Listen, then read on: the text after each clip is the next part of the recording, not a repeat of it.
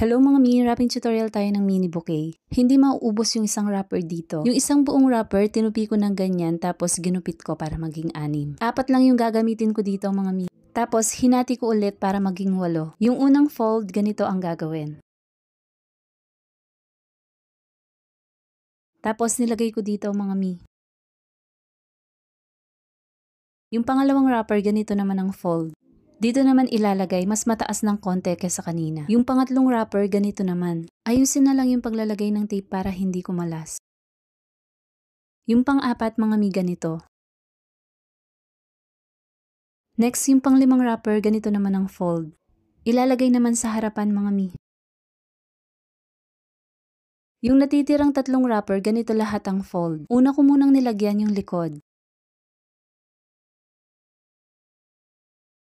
Pagkatapos yung dalawa, ilalagay sa magkabilang gilid mga mi. Try nyo na din yung ganitong klase ng wrapper. Maganda siyang gamitin. Pagkatapos niyan, magre-ribbon na lang. Maganda ba mga mi kahit tinipid sa wrapper? Thank you for watching. See you next video.